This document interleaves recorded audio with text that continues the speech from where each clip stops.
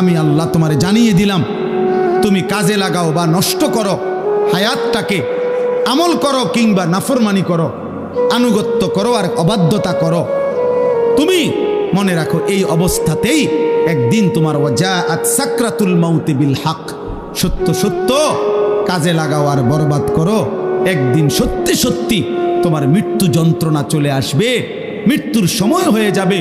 আর প্রত্যেক মানুষের মৃত্যুর সময় সর্বপ্রথম তার একটা মৃত্যুর যন্ত্রণা শুরু হয়, এটারে সাকরাতুল মাউত বলে। এরপরে আজরাইল আইসা মালাকুল মউত তার জান কবজ। আল্লাহ আমারে মনে করাই দিছে, আনিস আমি তোমাকে সৃষ্টি করেছি। 2 নম্বর আল্লাহ আমাকে বলতেছে, আনিস তোমার অন্তরের গভীরে যেই কথা আসা যাওয়া করে কল্পনাগুলোও আমি জানি। 3 নম্বর তোমার রক্তের শিরা উপশিরায় আমি আল্লাহ তাআলা তার চাইতে বেশি কাছে আছি। এবার 4 নম্বরে আল্লাহ বলেন, ইজিয়াতালাক্কাল মুতালাক্কিয়ানে আনিল ইয়ামিনি ওয়া আনিশ শিমালি কাঈদ। আল্লাহ বলে, বান্দা 4 নম্বরে মনে রেখো 24 ঘন্টা তোমার ডানে এবং বামে আমার 2 জন ফেরেশতা আছে। আছে? কথা বলে না? আছে তো?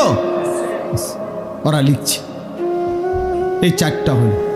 5 নম্বর, মা ইয়ালফিজু মিন কাউলিন ইল্লা লাদাইহি রাকিবুন আতীদ। আল্লাহ বলে, বান্দা তারা তো 2 জন আছেই, অতিরিক্ত আরেকজন ফেরেশতা আছে যে তোমার এই 2 জবান মানে 2 ঠোঁটের মাঝখানে যে জিহ্বা, এই জিহ্বা দিয়ে তুমি যা বলো, যখন যা বলো, যা করো, 24 ঘন্টায় তুমি যেই শব্দটাই বলো না কেন, উচ্চারণ করো না কেন, ভালো মন্দ, উপকারী অপকারী, জিকির দাও করো আর গালি দাও, আল্লাহ বলে এই জিহ্বা দিয়ে যা বের হয়, আল্লাহ তাআলা বলেন আমার আরেকজন ফেরেশতা তোমার মুখের প্রতিটা উচ্চারণ লিখে রাখে। এই কয়টা হলো? 5টা। কয়টা? 5টা। 1, আমি তোমাকে সৃষ্টি করেছি, আমার থেকে যাইবা কেন?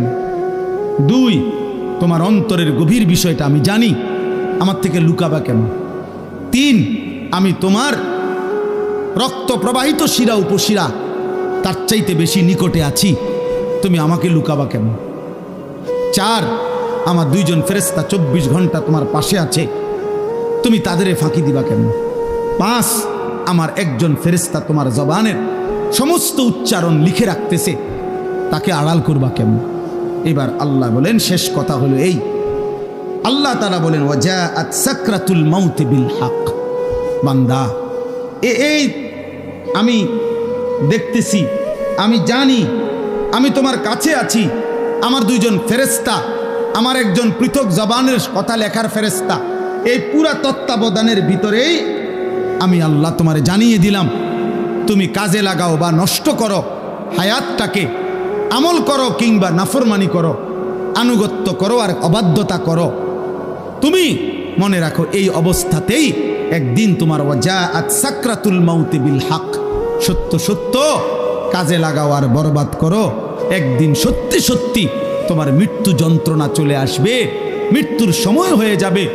আর প্রত্যেক মানুষের মৃত্যুর সময় সর্বপ্রথম তার একটা মৃত্যুর যন্ত্রণা শুরু হয়, এটারে সাকরাতুল মাউত বলে। এরপরে আজরাইল আইসা মালাকুল মউত তার জান কবজ করে, জান কবজের আগেই তার একটা মৃত্যুর যন্ত্রণা হয়। আল্লাহ বলে, যালিকা মা কুনতা মিনহু তাহিদ। এই মৃত্যু যন্ত্রণা থেকেই বান্দা, এই মৃত্যু থেকে তুমি গত 40 বছর, 30 বছর, 60 বছর পলায়ন করতে চেয়েছিলে, কিন্তু সেই মৃত্যু যন্ত্রণা শুরু হবে, মৃত্যুর সময় আসবেই আসবে। হাসলেও মরে যাবা, কাঁদলেও মরে যাবা, সুখে থাকলেও মরে যাবা, দুঃখে থাকলেও মরে যাবা, রাজপ্রাসাদের অট্টালিকায় থাকলেও মরে যাবা, জীর্ণ কুঠির কুড়ে ঘরে থাকলেও মরে যাবা। জীবনে কোনোদিন দুঃখ যদি না পাও তবুও মরে যাইবা, জীবনে কোনোদিন সুখও যদি না পাও তবুও মরে যাবা, কোনোদিন যদি না হাসো তাইলেও মৃত্যু হবে, কোনোদিন যদি না কাঁদো তাইলেও মৃত্যু হবে। 7টা মহাদেশের মালিক হলেও মরে যাবে, কোনো কিছুর মালিক না হলেও মরে যাবে। প্রিয় বন্ধু, শুধু মৃত্যু না ভাইয়া, একটা সাংঘাতিক কথা, এই শেষ কথাটা মনোযোগ দিয়ে শুনেন। সাকরাতুল মাউত মৃত্যু যন্ত্রণা, প্রত্যেক মানুষের মৃত্যুর যন্ত্রণা হবে, এটা আল্লাহর ফয়সালা, সে নবী হোক উম্মত হোক। পৃথিবীর সর্বশ্রেষ্ঠ নেককার হোক আর পৃথিবীর সর্বশ্রেষ্ঠ কাফের হোক, নাফরমান হোক, মৃত্যু যন্ত্রণা সবার হবে। তিনি নবী হন আর উম্মত হন, মৃত্যু যন্ত্রণা সবার হবে। আমাদের প্রিয় নবী সাল্লাল্লাহু আলাইহি ওয়াসাল্লামেরও সাকরাতুল মাউত মৃত্যু যন্ত্রণা ছিল, বিশুদ্ধ হাদিসের মধ্যে আছে। ইমানদারেরও মৃত্যু যন্ত্রণা হয়, নাফরমানেরও মৃত্যু যন্ত্রণা হয়। বাকি একটু পার্থক্য হইল, ইমানদারের মৃত্যুর যন্ত্রণা যখন শুরু হয়, খুদার কসম ইমানদার তখন খুশিতে আনন্দে উৎফুল্ল হয়ে যায়, আর দিল দিয়া তখন ভাবে আমার বন্ধুর সাথে মোলাকাতের সময় হয়ে গেছে। গত 40 বছর আমি যারে ডাকতাম দিবানিশি, আমার সেই মহান মাওলা, আমার মালিকের সাক্ষাতের টাইম হয়ে গেছে। এই জন্য মুমিনের মৃত্যু যন্ত্রণা তার কাছে আনন্দকর, আনন্দকর, মজাদার, তৃপ্তিদায়ক।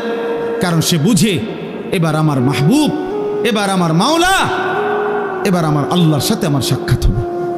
কিন্তু প্রিয় ভাই, আমি এই কথাটাই শুধু বুঝাইতে চাই, তাফসীরের মধ্যে আছে কোনো নাফরমানের, কোনো পাপী আল্লাহর প্রতি ঠিক মতো ঈমান নেয় নাই, হারামের উপরে ছিল, চুরি, ডাকাতি, জিনা, ব্যভিচার, মদ, জুয়া, সুদ, ঘুষ, কিস্তি, মা বোন বেপর্দা, বেহায়া, নাটক, সিনেমা, নাচ, গান, অশ্লীলতা, বেহায়াপনা, হারাম উপার্জন, এভাবে যে ব্যক্তি জীবন কাটাইছে, একটা উদাহরণ শুধু তাফসীরের মধ্যে লিখছে। ভাইয়া, এই উদাহরণটা শুধু শোনো, ছেলেরাও, বাবারাও, আমিও। এই পৃথিবীতে যদি কেউ, কিতাবে লিখছে যে 900 বছর একটানা, মনে করেন কেউ পৃথিবীতে হায়াত পাইছে, কয়শো বছর? এই 900 বছর সে আল্লাহর নাফরমানি করছে, আল্লাহর অবাধ্যতা করে গেছে। কিন্তু 900 বছরে 1 সেকেন্ড কোনোদিন তার কষ্ট হয় নাই, কোনোদিন সে কোনো দুঃখ, কষ্ট, বেদনা পায় নাই। মনে করেন, ধরে নেন 900 বছরে কোনোদিন কষ্ট কাকে বলে, দুঃখ কাকে বলে, যন্ত্রণা কাকে বলে সে বুঝে নাই, সে বুঝে নাই। খুদার কসম, তাফসীরের মধ্যে লিখছে, এমন ব্যক্তি 900 বছর টানা নাফরমানি করে কিন্তু কোনোদিন যে এক বিন্দু কষ্ট পায় নাই, ওই ব্যক্তিরও 900 বছর পরে যখন মৃত্যুর যন্ত্রণা শুরু হবে, আল্লাহর কসম, কসম খোদার তাফসীরে লিখছে, 1 সেকেন্ডের মৃত্যু যন্ত্রণা শুরু হলেই ওই নাফরমান তার 900 বছরের দুনিয়ার বেঁচে থাকার হায়াত, সুখ আর আনন্দ 1 সেকেন্ডেই ভুলে যাবে। কবরের আযাব পরে, জাহান্নামের আযাব পরে, হাসরের আযাব তো পরে মিয়া। এই মৃত্যু যন্ত্রণার 1 সেকেন্ডেই সে তার সুখের দুনিয়া সব ভুলে যাবে। এজন্য 60 বছরও যদি নারী দেখো, ছবি দেখো, হারামের উপরে থাকো, হারামখোর, মৃত্যুর প্রথম সেকেন্ড তোমার দুনিয়া ভুলাই দেবে। মৃত্যুর প্রথম সেকেন্ড। ইমানদারের মৃত্যু যন্ত্রণাই যেখানে ভয়ানক, নাফরমানের মৃত্যু যন্ত্রণা কেমন? আমার কাছে কিতাব আছে, ওয়াজাআত সাকরাতুল মাউত বিল হক, আরবি কিতাব, এই কিতাবের নামে এটা। ওই কিতাবের মধ্যে লিখছে, নবীজির একজন বিখ্যাত সাহাবী হযরত আমর ইবনুল আস, ওনাকে জিজ্ঞেস করা হয়েছিল মৃত্যুর পূর্বে, ওনার ছেলে আব্দুল্লাহ ইবনে আমর ইবনুল আস, ছেলেটাও সাহাবী ছিল। উনি জিজ্ঞাসা করছে যে, আব্বা, আপনি তো নবীজির একজন বিখ্যাত সাহাবী, এই মৃত্যুর পূর্ব মুহূর্তে মৃত্যুর যন্ত্রণা, সাকরাতুল মাউত আপনার কাছে কেমন লাগতেছে? নবীর সাহাবী বলতেছে, ইয়া বুনাইয়া কাআন্না জিবালাদ দুনিয়া আলা সাদরি ওয়া কাআন্নি আতানাফাসু মিন সাকবিল ইবরা। সাহাবী বলে, বাপ, ছেলেরে আমার, মৃত্যুর এই পূর্ব মুহূর্তে সাকরাতুল মাউত, মৃত্যু যন্ত্রণাটা আমার কাছে মনে হচ্ছে এই পৃথিবীর সমস্ত পাহাড় আমার বুকের উপরে চাপা দিয়ে রাখছে। কাআন্না জিবালাদ দুনিয়া আলা সাদরি, আর আমি যেন একটা সুইয়ের ছিদ্র দিয়া, সাকবিল ইবরা, সুইয়ের ছিদ্র দিয়ে আমি যেন নিঃশ্বাস নিতেছি। আমার কাছে মৃত্যু যন্ত্রণা এমন মনে হচ্ছে। হযরত নূহ আলাইহিস সালাম 950 বছর দুনিয়াতে ছিলেন, ইমানদার নবী। ওই কিতাবে লিখছে নূহ নবীকে মৃত্যুর পূর্বে জিজ্ঞেস করা হয়েছিল, যখন ওনার মৃত্যু যন্ত্রণা শুরু হয়েছে, ওনারে বলছিল যে হে নবী নূহ, আপনি দুনিয়াতে কতক্ষণ ছিলেন, কতদিন ছিলেন দুনিয়া? উনি বলছে আমার মনে হইতেছে এক ব্যক্তির একটা ছোট্ট ঘর ছিল, যেই ঘরের 2টা দরজা, এক দরজা দিয়া ঢোকে, আরেক দরজা দিয়া বাইর হয়। উনি বলেন আল্লাহর কসম, আমার মনে হয়েছে আমি যেন দুনিয়ার হায়াতে এতটুকু ছিলাম যে এই ব্যক্তির এই ঘরের এই দরজা দিয়ে ঢুকছি আর ওই দিকটা বাইরে, এই কদ্দুর আমার মনে হইতেছে।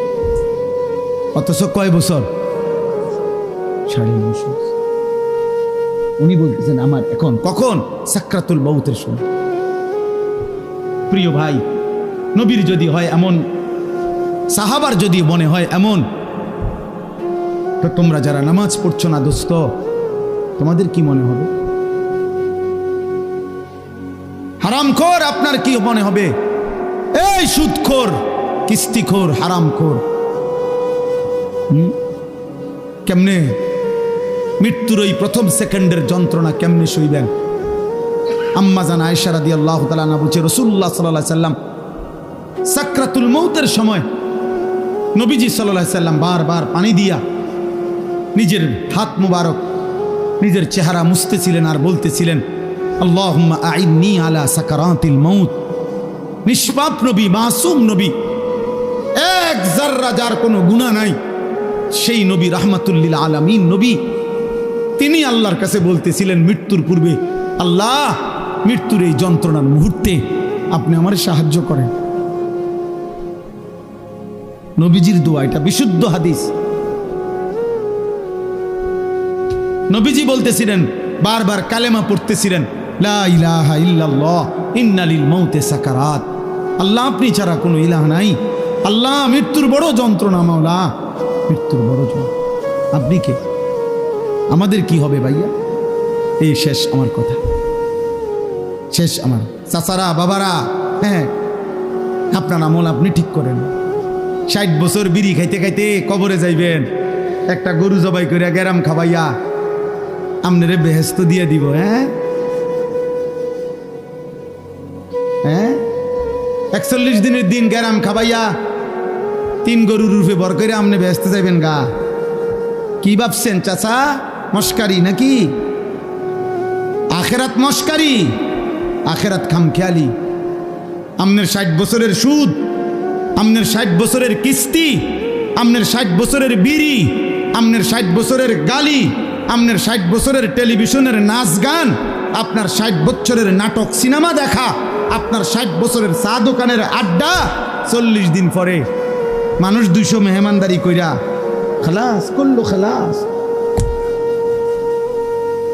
খামখেয়ালি, হ্যাঁ খামখেয়ালি মনে করছেন।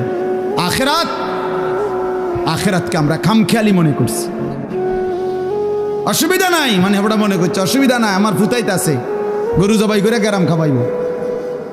হ্যাঁ গরুর ভিডিও বার করে উনি ব্যস্ত যাবো। হ্যাঁ হ্যাঁ গরুর পিঠে করে বেহেস্তে চলে যাবে। দয়া করে ভাবতে শিখেন, দয়া করে ভাবতে শিখেন, দয়া করে ভাবতে শিখেন। আপনার ঈমান, আপনার আমল, আপনার সেজদা। আমি প্রত্যেক দিন বলি, আজকে ওই শেষ কথা বলে গেলাম। আমি অসংখ্যবার এই কথা বলি যে বাপ ভাই, দুনিয়ার ঘর আমনে একা না হইল, আমনে পুরা শেষ করতে না পারলো অসুবিধা নাই, যে দূর পারেন রাইখা যান, বাকিরা আইসা করবে। হয়তো দাদা বিট বাঁধা গেছে, বাফে আইসা হয়তো ছাদ ডালাই দিছে, এরপরে ফুতে আইসা চারিদিকের ইট গাইথা রুম দরজা জানালা সব ঠিকঠাক করে এখন থাকে। এরম হইতে পারে যে 3 পুরুষ মিল্লা একটা বাড়ি হয়তো ঠিক করছে, মাটির উপরের দুনিয়ার ঘর তো এটা সাজাইতে পারে এমন। কিন্তু আমার শেষ কথা, কবর নামের ওই ঘর, মাটির নিচের যেই ঘর, আপনার ঘর যদি আপনি না সাজাইয়া যান, খোদার কসম আপনার ফুত নাতি সাজাবে না।